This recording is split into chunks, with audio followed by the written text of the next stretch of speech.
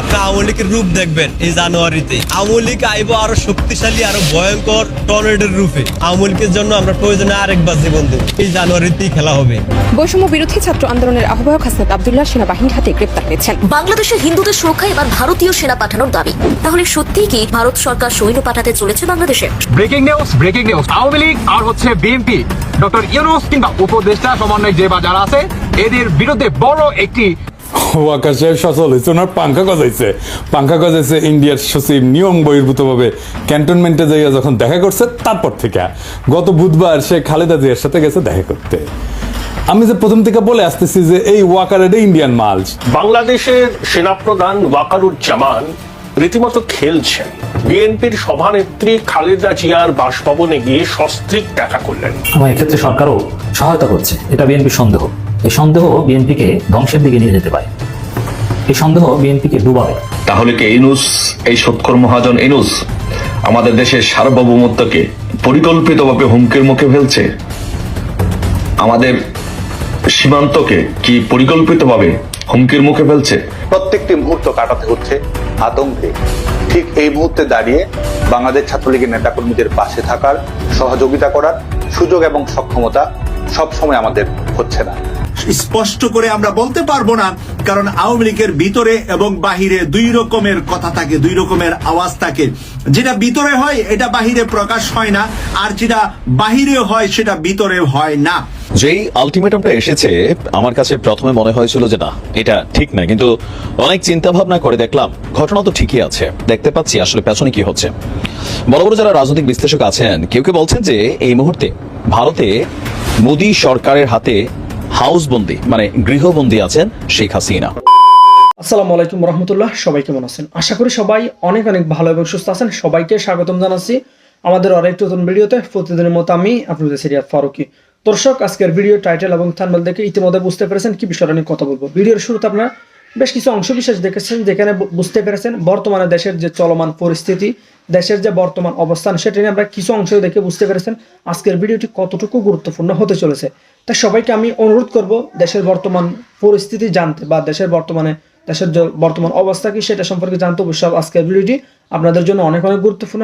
তাই সবাইকে অনুরোধ করব ভিডিওটি সবাই আশা করে ধৈর্য সহকারে শেষ পর্যন্ত দেখবো। দর্শক, আর বেশি কথা বলছি না, আমরা একটা ভিডিও প্রস্তুতির মাধ্যমে একটু বিস্তারিত দেখে আসবো। তার আগে আপনাকে ছোট্ট একটি অনুরোধ জানিয়ে রাখতেছে, যারা আমাদের ফারুকি অনলাইন ইউটিউব চ্যানেলটিতে এখনো নতুন আছেন, প্লিজ দয়া করে আমাদের চ্যানেল সাবস্ক্রাইব করে সাথে থাকবেন। যারা ইতিমধ্যে সাবস্ক্রাইব করছেন তাদেরকে অসংখ্য ধন্যবাদ। যারা সাবস্ক্রাইব করেনি তাদের উদ্দেশ্যে একটি কথা বলবো, আমাদের চ্যানেলের সাথে থাকুন, দেখতে দেখতে ভালো লাগবে, ভালোবাসা একদিন হয়ে যাবে ইনশাআল্লাহ। আর বেশি কথা বলাচ্ছি না, আমরা একটু ভিডিও প্রস্তুতির মাধ্যমে একটু বিস্তারিত দেখি। এই ভিডিওতে আমার যে মন্তব্যগুলো, কয়েকটা বিশ্লেষণ শোনার পরে আমার কাছে মনে হয়েছে যে আসলে কি এমনটাই হচ্ছে? ঘটনা কি সত্য? আমরা কি সবকিছু দেখতে পাচ্ছি? আসলে পেছনে কি হচ্ছে?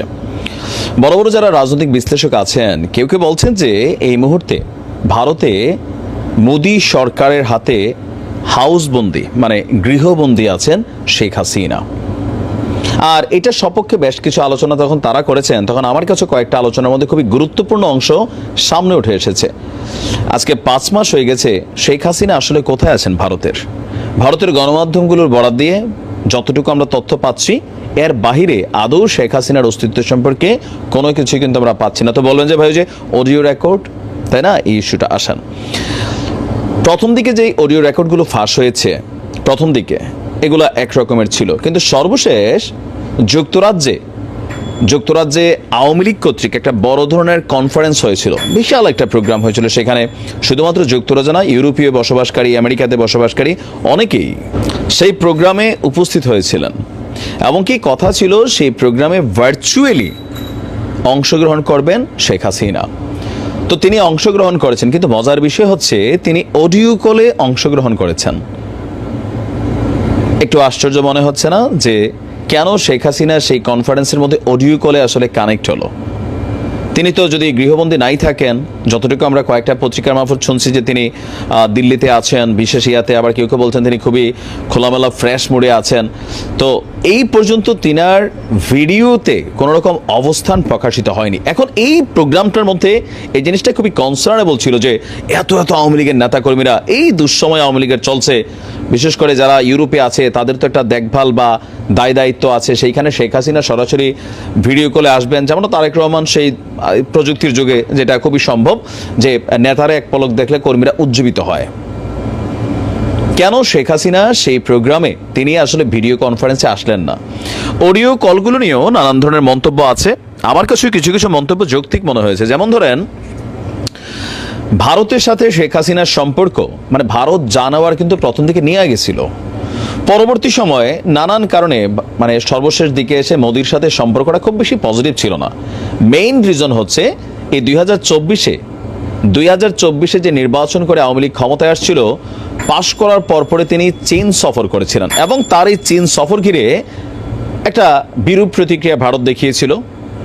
চীনের সাথে বেশ কিছু চুক্তি ছিল, পদ্মা সেতু থেকে শুরু করে অনেক কিছু কিন্তু চীনের মাধ্যমে করেছে। এটা নিয়ে ভারতের একটা নাখোশতা অনেকেই বলেন যে ছিল। ইভেন এই সরকার পতনের পেছনেও একটা বড় ভূমিকা ভারতই খোদ করেছে। তো তাহলে ভারত কেন আশ্রয় দিয়ে রেখেছে? এটা একটা বড় ধরনের প্রশ্ন। তাকে তো ফেরত দিচ্ছে না। এখন শেখ হাসিনাকে আটকায় রেখা একটা গেম তো ভারত খেলতেছে। মানে এগুলো আমার ব্যক্তি মতামত। সামহাও কিছু মতামত শুনি বা কিছু পড়ি আর্টিকেল, দেন মনে হয় যে কোথাও না কোথাও তো একটা কিন্তু আছে। আসলে ভারত শেখ হাসিনাকে নিয়ে কি বাংলাদেশকে একটা ওয়ান কাইন্ড অফ জিম্মি টাইপের খেলা খেলছে? জিম্মি টাইপের খেলাটা কিভাবে খেলছে যদি আমি বলি, রানিং সরকারকে কন্ট্রোলে নেওয়ার জন্য শেখ হাসিনাকে ভারত রাখা জরুরি।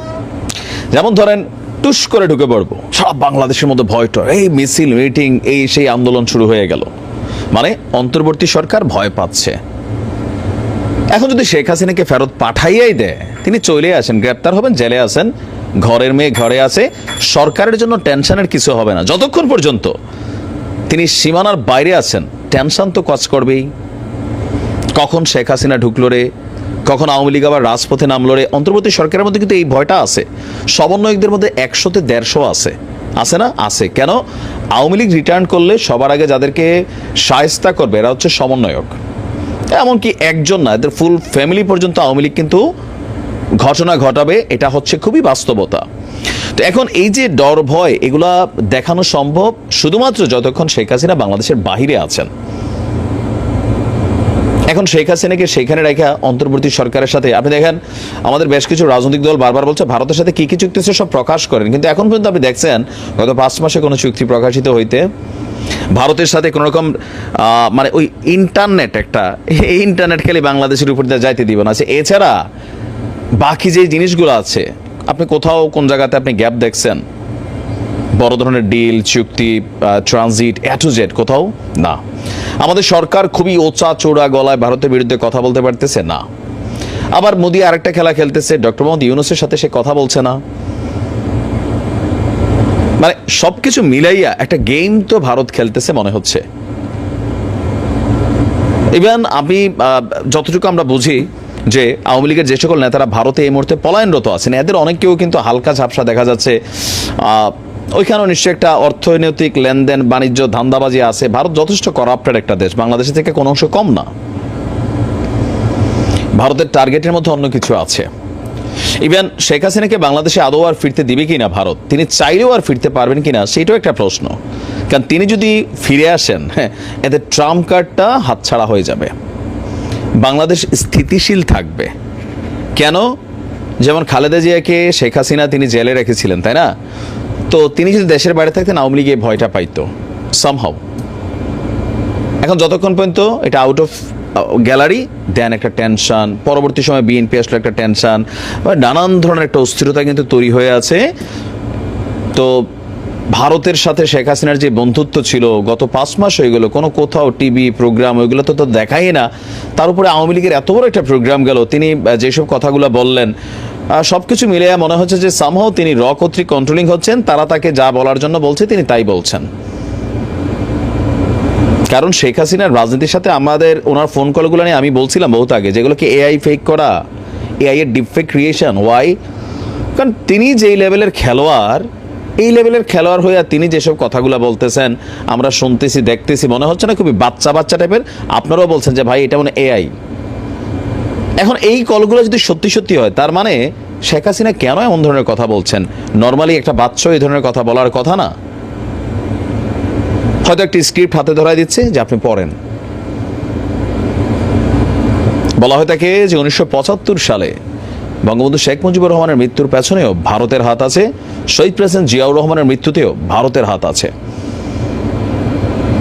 এগুলা আমার ব্যক্তিগত পারসেপশন, অনেকের কাছে গ্রহণীয় হইতে পারে, নাও হইতে পারে, কিন্তু কোথাও না কোথাও পৃথিবীর মানচিত্র থেকেই শেখ হাসিনা মিসিং হয়ে গেছেন। যদি তিনি সত্যি সত্যি স্বাধীন হয়ে থাকেন, কোথাও না কোথাও, কোথায় আছে শেখ রেহানা? আপনি দেখেন তো। শেখ হাসিনার একটা বড় দুর্বলতা হচ্ছে তার বোন শেখ রেহানা। শেখ রেহানারও কিন্তু কোথাও দেখা যাচ্ছে না। যদি তিনি যুক্তরাজ্যের কোন দেশে জানি, ভুলে গেছি, ফিনল্যান্ডের তার সিটিজেন আছে, তো তিনি কি ফিনল্যান্ড গেছেন? আবার আমরা পুতুলকে দেখছি মায়ের সাথে কোনো রকম দেখা সাক্ষাৎ নাই। আমরা শুনছি সজীব জয় তিনি কি ভারত গিয়েছেন রিসেন্টলি, কেন যাচ্ছেন না? ববি কেন তার মার সাথে দেখা করার জন্য ভারত যাচ্ছেন না? মা তো দিন শেষে পলিটিশিয়ান আমাদের কাছে। কুছ তো ভাই গারবার হে। যত দিন যাচ্ছে এটাই মনে হচ্ছে। আর বিশেষ করে শেখ হাসিনার যে লাস্ট কয়েকটা ওনার যে অ্যাক্টিভিটিস সবকিছু মিলে আমার কাছে কেমন জানি অঙ্কটা মিলছে না। ওয়াকার সাহেব সচল হয়েছে, ওনার পাঙ্খা গজাইছে ইন্ডিয়ার সচিব নিয়ম বহির্ভূতভাবে ক্যান্টনমেন্টে যাইয়া যখন দেখা করছে তারপর থেকে গত বুধবার সে খালেদা জিয়ার সাথে গেছে দেখা করতে। আমি যে প্রথম থেকে বলে আসতেছি যে এই ওয়াকার এটা ইন্ডিয়ান মাল, যখন বলেছি সিসির মতো একটা প্রো ইন্ডিয়ান সরকার বসাইতে চায় তখন সবাই আরে রে করে উঠছিল। এমন ভাব সবাই তখন ওয়াকার লীগ হয়ে উঠছিল, নতুন জাতির পিতা হয়ে উঠছিল ওয়াকার। এখন বুঝেছেন তো ওর টিকি কই বান্ধা আছে। যারা তখন শিক্ষর মারিছিলেন আপনারা জবাব দিবেন, ইন্ডিয়ান ফরেন সেক্রেটারির সাথে কিসের ইটিস পিটিস, তার জবাব আছে নাই। ইন্ডিয়ান ফরেন সেক্রেটারি যে পানি পড়া দিছে তার ভিত্তিতে এখন বাংলাদেশের রাজনীতির ইস্যুগুলো শেপ নিবে। আমি কয়ে রাখলাম, লিখে রাখেন। এরই একটা অ্যাসাইনমেন্ট হইতে পারে খালেদা জিয়ার সাথে দেখা করা, ওনারে কিছু বোঝানোর চেষ্টা করা। কি কি পানি পড়া দিছে ইন্ডিয়ান ফরেন সেক্রেটারি ওয়াকার রে, আসেন সেটা একটু বুঝে দেখি। কি দিছে এটা বলা মুশকিল, এইটা ওয়াকার আর পররাষ্ট্র সচিব বিক্রম মিশ্র জানে, তবে আমরা অনুমান করতে পারি। এক নাম্বার, নতুন কোন রাজনৈতিক শক্তি যেন উত্থিত না হয়, কারণ সেই নতুন রাজনৈতিক শক্তি হবে ইন্ডিয়া বিরোধী। 2 নাম্বার, আওয়ামী লীগকে যেন রাজনীতি করতে দেওয়া হয়। 3 নাম্বার, জামাতকে যেন কোনো স্পেস না দেওয়া হয়। 4 নাম্বার, এইসব কিছুর জন্য যেন 72-এর সংবিধান সমুন্নত থাকে। 5 নাম্বার, নির্বাচন যেন দ্রুত হয়। নির্বাচন দ্রুত না হইলে বিএনপির খবর আছে ধানের শিশার কেউ চিনবে না, চিনবে নাকি টেম্পু স্ট্যান্ড। যাই হোক, এমনিতে বিএনপি আমার উপরে বিলা, আরো বিলা হোক সেটা চাই না। তাইলে যা যা ঘটতেছে রাজনৈতিক মহলে সেই সব এই লাইন বরাবর না। এবার বুঝেছেন তো কাটটিকি কই বান্দা, ইন্ডিয়া মারিচ্ছে ওইটি থেকে আর লাশ পড়িচ্ছে এইটি। ওয়াগার সাহেব ক্যাঙ্কা জাতির ত্রাণ করতে, এবার বুঝেছেন তো, বুঝছাও। এইবার আসেন সংবিধান নিয়ে আলাপ করি। 72-এর সংবিধানের মধ্যে কি পাইছে বিএনপি? 72-এর সংবিধানের মধ্যে কি আছে দেখি, কোন ভালোবাসায় বিএনপি কি ঢুকাইছে এর মধ্যে, হাঙ্গারে দেখা দরকার, তাই না? আসেন দেখি। বিএনপি 72-এর সংবিধান থাকুক এটা তো চায়, তাই না? তো মির্জা আব্বাস কইছে যে ওনার নাকি কষ্ট লাগে এই সংবিধানকে যখন বাদ দেওয়া লাগে। শহীদের রক্তের দিয়ে লেখা যে সংবিধান, সেই সংবিধানকে যখন কবর দেওয়ার কথা বলা হয় তখন কিন্তু আমাদের কষ্ট লাগে। তো মানে দেখি আব্বাস ভাই, উনি আবার কইছে কি, আমি পড়ে দেখলাম অনেক মন দিয়া, ভুল কইছে নাকি? কইছে যে আমি 72 সালের সংবিধানের সমর্থক নই, আমি 71 সালের সংবিধানের মুক্তিযুদ্ধের রক্তের সমর্থক। মানে কি, বাংলাটাও তো ঠিক মতো খুব ব্যাপারের নাই। মানে দেখি আব্বাস ভাই, 71 সালের সংবিধান কোনটা? আওলায় গেলে হবে, এখন ক্ষমতা নাই যেতে যেতে। আর কইছে যে মুক্তিযুদ্ধ হয়েছিল বলে এই সংবিধান, ওই সংবিধানে যদি খারাপ কিছু থাকে নিশ্চয়ই সেটা বাতিল যোগ্য। ওই সংবিধানে যদি খারাপ কিছু থাকে নিশ্চয়ই সেটা বাতিল যোগ্য। তো আব্বাস ভাই, কি খারাপ জিনিস আছে সংবিধানে? আপনি তো কইছেন যদি থাকে, তাহলে কি খারাপ জিনিস আছে সেটা বলেন, কি বাতিল করবেন সেটা বলেন। আমরা তো মনে করি 1 মণ সংবিধান, দুধের মধ্যে 1 ফোঁটা সোনা পড়েছে, পুরাটাই নষ্ট। তা আপনি বাদ দিবেন কি? পুরোটাই তো নষ্ট। একটা রাজনৈতিক দল হিসেবে আপনাদের তো বলতে হবে সংবিধানে খারাপ কি আছে। বলছেন কখনো? বলেন নাই। ওইটুকু কাজ তো করবেন না। ওই কাজ করার না আছে হ্যাডম, না আছে ইচ্ছা। সংবিধান সম্পর্কে আপনাদের ক্রিটিক্যাল পজিশন কি? নাই তো। তাই আপনারা এটা বদলাবেন না। অবশ্য ক্ষমতা গেলে বদলানোর মতো সংখ্যাগরিষ্ঠতা আপনাদের থাকবে না, লিখে রাখেন, কয়ে দিলাম আজকে। না না, আমাদের বদ্ধ আপনার আর কি, আপনারা প্রত্যেকদিন নিশ্চিত করিচ্ছেন যে আপনাদের ভোট কমে। আপনাদের ভোটের মুরগি আপনি লেজে কাটবেন না গলায় কাটবেন সেটা আপনাদের ব্যাপার, কিন্তু আপনাদের বলতে হবে আপনারা কি বদলাবেন সংবিধানের। না বললে নির্বাচনে যাইতে পারবেন না। নির্বাচনে যাইয়া দেখেন কোন কিসিমের সমালোচনা শুনেন আমাদের কাছ থেকে টের পাইবেন। তখন ভাইবেন না আপনাদের ভোট দেওয়ার জন্য বসে আছে সবাই, না ওই দিন বাগে খাইছে। কেন আপনাদের ভোট ব্যাংক বাগে খাইতেছে সেটা আমি আলাপ করবনি, দেখাই দিমুনি কেন আপনার ভোট ব্যাংক বাগে খাইতেছে। খুব মনে করেন যে মার্কা দেখে চাপ্পা দিবে, ওই দিন গেছে। আজ আমার আলাপ শুধু সংবিধান নিয়ে। আবার রিজি ভাই কইছে যে সংবিধান বাতিল মানে নাকি মুক্তিযুদ্ধকে অস্বীকার করা। উনি কাইন্দে শেষ মুজিবের ছবি কেন নামানো হয়েছে দেখেন। শেখ মুজিবের ছবি নামানোটা উচিত হয়নি। খন্দকার মোস্তাক নামিয়েছিলেন, জিয়াউর রহমান তুলেছিলেন। ইতিহাস আপনার নির্ধারণ করবে, বিচার করবে। তো সেই বিচারের ভার থাকলো, জনগণ বিচার করবে। কিন্তু আমাদের জাতীয় জীবনের, জাতীয় ইতিহাসের আন্দোলনে যার যতটুকু অবদান সেটা স্বীকার করা হোক। আমরা আওয়ামী লীগের মতো সংকীর্ণ নই, আমরা ছোট মনের প্রচার দেব না। এই জন্যই বলছি শেখ মুজিবের ছবি নামানোটা উচিত হয়নি। তো বাঘের পিছে যেমন ফেউ থাকে না, তেমনি বাংলাদেশের সরকারি দলের পিছনে একটা গৃহপালিত বিরোধী দল থাকে। এইটা এরশাদ শুরু করেছিল। এরশাদের ছিল আসামর রব, হাসিনার ছিল জাতীয় পার্টি, আর ক্ষমতায় যাইতে না যাইতে গৃহপালিত বিরোধী দল ইলেক্ট করে ফেলছে ওই বিএনপি, নূর সাকি এদেরকে দিয়া। এদের নমিনেশন আগেই কনফার্ম করেছে। দেখেন নিজের দলের নমিনেশনের খবর নাই, জোট সঙ্গীর নমিনেশন কনফার্ম করেছে 6 নেতার। তো এই গৃহপালিত বিরোধী দলের এক নেতা নূর অলরেডি আওয়াজ দিতেছে তারা 72-এর সংবিধান বাতিল চায় না। বাকিরাও কবে একটু ওয়েট করেন, এই 6 ক্যান্ডিডেটের জামানত বাজেয়াপ্ত হওয়ার চান্স আছে কলে। আমি কয়ে দিলাম, এখনই কয়ে দিলাম, বুঝছাও। আর যদি বঞ্চিত ক্যান্ডিডেট, বিএনপির যদি বঞ্চিত ক্যান্ডিডেট থাকবি না, ওটি ওক যদি নাগরিক কমিটি বা জামাত ক্যান্ডিডেট করে, তাহলে এই 6 জনের এমপি হওয়ার কায়েসের কলে সারা। যাই হোক, আজকে আমার আলাপ বাংলাদেশের ধ্বজভঙ্গ সংবিধান নিয়ে। ওই আলাপ পরে আসলে বিএনপি সংবিধান ঠিক মতো পড়িছে আমার সন্দেহ আছে। আসেন না দেখি কি সংবিধানের মধ্যে কি আছে, কি ঢুকে রাখিছে। 1956 সালে পাকিস্তানের সংবিধানের একটা আলোচনা হইতেছিল। সেইখানে যেই সমস্ত ধারার সমালোচনা করেছিল আওয়ামী লীগ, সেগুলো 72-এর সংবিধানে ঢুকে দিছে। কেন আওয়ামী লীগ তখন সমালোচনা করেছিল কেন? কারণ ওই শাসনতন্ত্রটা তৈরি করা হয়েছিল আইয়ুব খানকে সামনে রেখা। আইয়ুব খান যেন একটা এক নায়ক হইয়া উঠতে পারে, সেটা সবকিছু ওই শাসনতন্ত্রে ছিল পাকিস্তানের। তো পরে যখন বাংলাদেশ হইলো, তখন যে থাকবে ক্ষমতায় সে যেন এক নায়ক হইয়া উঠতে পারে, সেজন্য যা যা কিছু ছিল আইয়ুব খান ঢুকাইছিল, সবকিছু ঢুকাইছে। পাকিস্তানের ওই শাসনতন্ত্রে যে যে ক্ষমতা দেওয়া হয়েছিল না আইয়ুব খানকে, বাংলাদেশের এই 72-এর সংবিধানে প্রধানমন্ত্রীকে সে একই রকম ক্ষমতা দেওয়া হয়েছে। আপনি তো জানেন যে এমপি ইলেকশন হয়ে আসে 300টা সিট থেকে, কিন্তু এই এমপি কি কেন স্বাধীনভাবে কোনো আলাপ করতে পারে, সিদ্ধান্ত নিতে পারে, মতামত দিতে পারে না? দলের ডিসিশনের বাইরে গেলে সদস্যপদ বাতিল হয়ে যায়। মানে হাসিনা যেটা চাইবে বা সংসদের নেতা যেটা চাইবে বা ভবিষ্যৎ দলের নেতা যেটা চাইবে, সেখানে এমপিদের ভোট দিতে হবে। তাহলে আলাদা আলাদা এমপি থেকে লাভ কি, তাই না? দলের সিদ্ধান্তের বাইরে যদি ভোটই দিতে না পারে, তাহলে আলাদা আলাদা ভোট করার তো দরকার নাই। 300 জন আলাদা লোকের তো দরকার নেই, একজন থাকলেই হয়তো, তাই না? এই সংবিধানে মিশামিশি মেলা কথা লেখা আছে, কথা দিয়ে ভরে রেখেছে আর কি।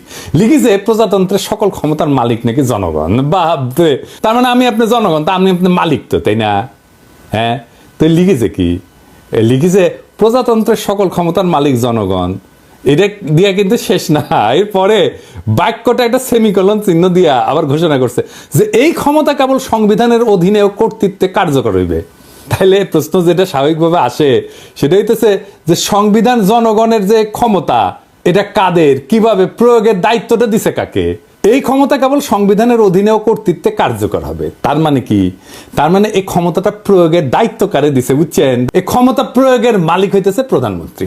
আপনি মালিক, কিন্তু প্রয়োগ করবে প্রধানমন্ত্রী। মানে বুঝেছেন তো, মালিক আপনি, কিন্তু মালিকের ক্ষমতা প্রধানমন্ত্রী। তো এই কাগজের মালিক হওয়া কাম কি, লাভ কি? বাড়ির মালিক আপনি, কিন্তু এই বাড়ির থেকে পাশের বাড়ির মুখলেস, তো এই বাড়ি থেকে আপনার লাভ কি? আওয়ামী লীগের অফিসিয়াল ফ্যান পেজে প্রতিদিনই এরকম 2-4টা নিউজ থাকে। পাশাপাশি ভারতের মিডিয়ারা বলছে যে এই কি বাংলাদেশ থাকবে না বাংলাদেশ, কারণ কি পাকিস্তান চলে এসেছে। ওই যে ময়ূর আছে না, কি জানে, পঙ্খ না পঙ্খী, তারপরে যে 40টা কন্টেইনার আসছে। ইভেন বাংলাদেশের, আমি গেল কয়েকদিন আগে বিএনপির একজন নেতার সাথে কথা বলতেছিলাম, পরিচিত বড় ভাই, ভালো পদপদবিতে আছেন, তো ব্যক্তিগত কারণে ওনার নাম প্রকাশ করলাম না। তো উনি বলছিল যে না, যেই কন্টেনারগুলা আসতেছে কিছু তো আছে। আপনি চিন্তা করেন যে একজন বিএনপি করা একজন নেতার মধ্যে এই জিনিসটা আছে, তো ভারতের কেন থাকবে না? আর একের পর এক যে ঘটনাগুলো ঘটছে, দীর্ঘ 1 যুগ পরে ভারতের পররাষ্ট্রমন্ত্রী বাংলাদেশে আসতে যাচ্ছেন, আবার বাংলাদেশকে হারিয়ে যাওয়া ভাই বলছেন। আপনি বুঝছেন এই বিষয়গুলোতে ভারতের ঘুম হারাবার মতো অবস্থা। আবার বাংলাদেশ পাকিস্তানের কাছ থেকে কি কিনতে চাচ্ছে? 400 কিলোমিটার দূরে লক্ষ্যবস্তুতে আঘাত হানতে সক্ষম এমন ক্ষেপণাস্ত্র পাকিস্তানের কাছ থেকে কিনতে চাচ্ছে। বাংলাদেশ নিজেদের জন্য চাচ্ছে। তো এখন ভারতের কি মনে হবে, যেটা কি 400 না 4000? পাকিস্তান কি বাংলাদেশের মাটিকে ভারতকে টার্গেট করে ব্যবহারের জন্য কি আলাদা কোনো কিছু দিচ্ছে? এটা ভারতের সার্বভৌমত্ব প্রতিরক্ষা, এই জিনিসগুলো তো কার্যকর আপনার হয়ে গেছে মনে করছে। তো এর মাঝখানে ডক্টর মোহাম্মদ ইউনূসের এই সরকার আসার পর 53 বছরের রেকর্ড ভেঙে একের পর এক পাকিস্তানের সাথে বিভিন্ন ধরনের অর্থনৈতিক, কমার্শিয়াল, পাশাপাশি কূটনৈতিক সম্পর্কগুলোকে তিনি তো প্রতিস্থাপন করেছেন। আবার বিএনপির একজন ঊর্ধ্বতন নেতা মেজর হাফিজ, তিনি পাকিস্তান সেনাবাহিনীর একটা প্রোগ্রামে অংশ নেওয়ার জন্য পাকিস্তান গেছেন। কিন্তু কেন গেছেন সেটা কিন্তু ভালো করে পত্রিকা লেখে নাই, মানে ভিতরে লেখছে, হেডিংয়ে লেখে নাই, আপনারা অনেকে পড়েন নাই। এটা হচ্ছে যে তিনি যেই সময় আর্মিতে জয়েন করছিলেন ওই সময় তিনি বাংলাদেশ পাকিস্তান একটা দেশে ছিল। তো তাদের যেই প্রথম ব্যাচমেট, মানে ট্রেনিংয়ের ব্যাচমেট বা সামহাউ তারা যেখান থেকে আসছিলেন, ওই পুরানা যারা রিটায়ার্ড বিভিন্ন দেশেই আছে, পৃথিবীর বিভিন্ন দেশে এখন এই মানুষগুলো বসবাস করছেন, তাদেরকে নিয়ে এখানে একটা প্রোগ্রাম ছিল, তিনি সেইখানে গিয়েছেন। কিন্তু বিষয়টা আসছে কি, এখন ওই যে কাকতালীয়ভাবে ঘটনাগুলো নেকচেট, আর এর মাঝখানে পাকিস্তানের যিনি রাষ্ট্রদূত আছেন ঘন ঘন দেখা করছেন এই গ্রুপের সাথে, ওই গ্রুপের সাথে ডিল হচ্ছে, একের পর এক জাহাজ আসতেছে। তো স্বাভাবিকভাবে ডক্টর মোহাম্মদ ইউনূসের এই ধরনের কর্মকাণ্ডে একটা ওইলান কাণ্ড তৈরি হচ্ছে, হুলস্থুল লাড়াচাড়া কিন্তু ভারতের সাথে পড়ছে। তো আমরা দেখি 1 যুগ পর বাংলাদেশ সফরে আসছেন পাকিস্তানের পররাষ্ট্রমন্ত্রী ইসহাক দার। দর্শক, আমরা যদি দেখি যে গতকালকে ইসহাক দার নিজেই একটা সংবাদ সম্মেলন করে তিনি বলছিলেন যে পাকিস্তানের সংবাদ মাধ্যম এক্সপ্রেস ট্রিবিউনের প্রতিবেদন বলছে যে আগামী ফেব্রুয়ারিতে বাংলাদেশের আপনার এই পররাষ্ট্রমন্ত্রীর আমন্ত্রণে ঢাকা সফর করবেন তিনি। এখন বাংলাদেশের পররাষ্ট্রমন্ত্রী নাকি পররাষ্ট্র উপদেষ্টা পত্রিকার আগের মতন লেখা ফেলছে আর কি আমাদের যিনি আছেন। তো বলা হচ্ছে যে গত বছরের আগস্টে আওয়ামী লীগের পতনের পর পাকিস্তানের পররাষ্ট্রমন্ত্রীর এই আকস্মিক সফরকে ঘিরে ভারতের যেমন সন্দেহ তৈরি হচ্ছে, বাট পাশাপাশি পাকিস্তান এবং বাংলাদেশের মধ্যে সম্পর্ক উন্নয়নের ক্ষেত্রে বিশেষ তাৎপর্যপূর্ণ বলেই অনেকে মনে করছে। কারণ 2012 সালের পর এটি প্রথম কোনো পাকিস্তানি পররাষ্ট্রমন্ত্রী বাংলাদেশ সফর, ইভেন আমাদের আমন্ত্রণে। বিশ্লেষকদের মতে এই সফর দুই দেশের সম্পর্ক উষ্ণ, মানে আরো ভালো হওয়ারও ইঙ্গিত দিচ্ছে। তিনি বলছেন যে বাংলাদেশ সরকারের অন্তর্বর্তী প্রধান যিনি আছেন ডক্টর মোহাম্মদ ইউনূসকেও পাকিস্তান সফরের আমন্ত্রণ জানানো হয়েছে, তিনি আমন্ত্রণ গ্রহণ করেছেন। ডক্টর ইউনূস তিনিও নিজে পাকিস্তান যাবেন, আর কখন যাবেন, সুবিধাজনক সময়ে ইসলামাবাদ সফর করবেন বলে তিনি নিশ্চিত করছেন। তো সর্বশেষ 2012 সালে আওয়ামী লীগ সরকারের আমলেই আপনার বাংলাদেশে একটা প্রোগ্রাম ছিল, এমনি দাওয়াত দেয় নাই। আওয়ামী লীগ কেন দাওয়াত দিয়েছিল? D8 শীর্ষ সম্মেলন তৎকালীন সময় ঢাকায় অনুষ্ঠিত হয়েছিল 12 বছর আগে। তো যেহেতু D8 আমাদের এই অঞ্চল নিয়ে একটা প্রোগ্রাম, সেই কারণে পাকিস্তানের তৎকালীন পররাষ্ট্রমন্ত্রী হিসাবে ঢাকা সফর করেছিলেন হিনা রাব্বানি খার। আর গত বাকি সময় পাকিস্তানের নিয়ে তো সারাদিন আমাদের টেলিভিশন মিডিয়া বা আমাদের সরকার কথা বলতো। এখন আপনি আসলে এটা কিভাবে দেখছেন যে ভারতের বিপরীতে আমরা কি খুব বেশি পাকিস্তান নির্ভর হয়ে যাচ্ছি, নাকি না 71-এ যা হয়েছে ভাই, পৃথিবী আগায় যাচ্ছে, এখন আমাদের সম্পর্কগুলো ভালো হওয়া দরকারি। আর ভারতের প্রতি যে একপেশিয়া মনোভাব ভারতের, যে আমরা ছাড়া তো তোমরা এতিম, এরকম মেন্টালিটি থেকে বের করার জন্য পাকিস্তানের দিকে ঝুঁকা দরকার, নাকি আসলে পাকিস্তানের দিকে ঝুঁকার পিছনে আরও অন্য কোনো কাহিনী আছে? মানে আপনার কি মনে হয়? নাকি না ঠিকই আছে পররাষ্ট্রনীতি হবে ভাই? এরকম ঘটনা বহুত দেশে আছে। কেউ কেউ জাপান এবং আমেরিকার উদাহরণ দেন যে কি বলে যে পরমাণু বোমা মাইরা লক্ষ লক্ষ মানুষ মাইরা ফেলছে। সেই জাপান আর আমেরিকা আজকে কত শক্তিশালী মিত্র। অনেকে এরকম উদাহরণ দেওয়ার চেষ্টা করছেন যে না ঠিক আছে, ফাইন। সীমান্তকে কি পরিকল্পিতভাবে হুমকির মুখে ফেলছে? এগুলো নিয়ে আসুন আমরা বিশ্লেষণ করি। কেন সে পরিকল্পিতভাবে আমাদের বাংলাদেশকে সার্বভৌমত্বকে হুমকির মুখে ফেলছে এবং সীমান্তকে হুমকির মুখে ফেলছে? দেখেন একটা জিনিস দেখেন যে আজকে যে আমাদের যে সীমান্ত, মায়ানমারের সাথে যে সীমান্ত, সেই সীমান্তবর্তী একটি শহর হচ্ছে মংডু। সেই মংডু শহর হচ্ছে আরাকান আর্মি দখল করেছে, নিয়ন্ত্রণে নিয়েছে। এখন সেই মংডু শহর আরাকান আর্মি নিয়ন্ত্রণে নিয়ে তার সাথে যে নাফ নদী আছে, বাংলাদেশের সাথে যে তার নাফ নদী, সেই নাফ নদীকেও তারা নিয়ন্ত্রণ করার চেষ্টা করছে। নাফ নদীটাকে আরাকান আর্মি ওইখানে নৌ চলাচল বন্ধ ঘোষণা করে দিয়েছে এবং এটাকে তারা তাদের নিয়ন্ত্রণে নিতে চায়।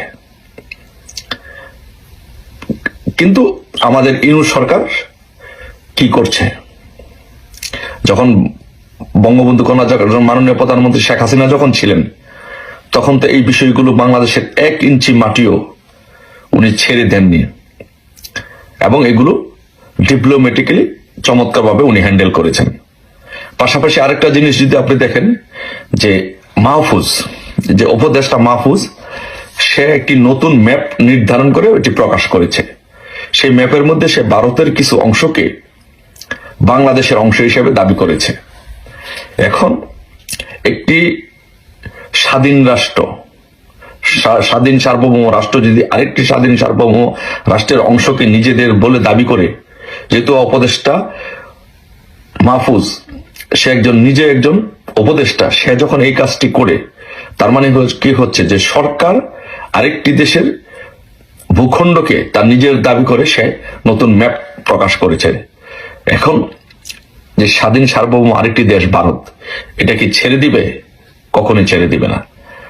আমরা যদি এই কাজটি করি বা ওরাও যদি এই কাজটি করে, কেউ কাকে, ওরাও যদি, ওদের সরকারও যদি এই কাজটি করে, আমরাও কিন্তু ছেড়ে দিব না। তাহলে প্রশ্ন হচ্ছে যে কেন এই কাজগুলো করা হচ্ছে? পরিকল্পিতভাবে দেশের সীমান্তকে অরক্ষিত করে দেওয়া হচ্ছে, দেশের সার্বভৌমত্বকে হুমকির মুখে ফেলা হচ্ছে এবং আরেকটি দেশের সাথে কেন পরিকল্পিতভাবে একটি যুদ্ধ বাঁধানোর পরিকল্পনা করা হচ্ছে, যুদ্ধ বাঁধানোর চেষ্টা হচ্ছে, কেন? এগুলোর কারণ কি? আর পাশাপাশি আরেকটি জিনিস যদি দেখেন, যে বাংলাদেশের যে আর্মি, সে আর্মিকে কিন্তু ইউনূস সমন্বয়কদের পাহারাদার হিসাবে ব্যবহার করছে।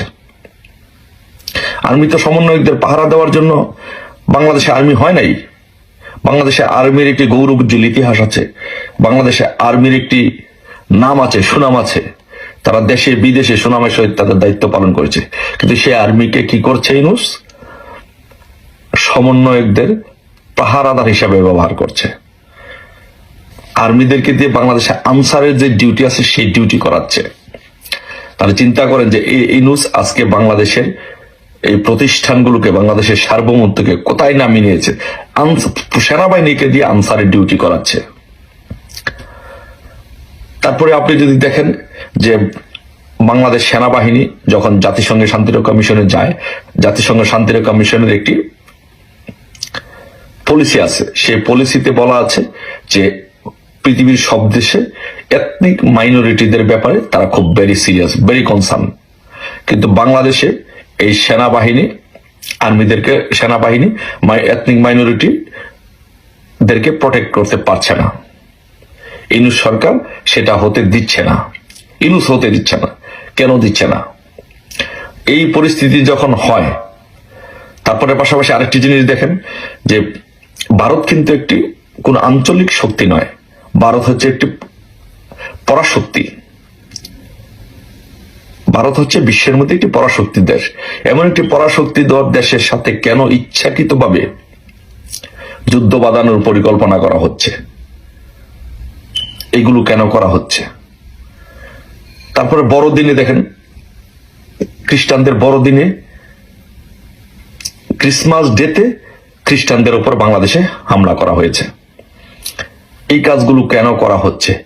এখন যখন এথনিক মাইনরিটিদের যখন রক্ষা করতে পারবে না বাংলাদেশে, তখন তো প্রিয় দর্শক, এই বিষয়টি আপনার মতামত জানাবেন কমেন্ট সেকশনে। আর আমাদের চ্যানেলটিতে এখন নতুন থাকলে অবশ্যই চ্যানেলটি সাবস্ক্রাইব করে সাথে থাকবেন। আর কে কোথা থেকে আজকের ভিডিওটি দেখেছেন অবশ্যই দ্রুত কমেন্টে জানিয়ে ফেলেন। ধন্যবাদ সবাইকে।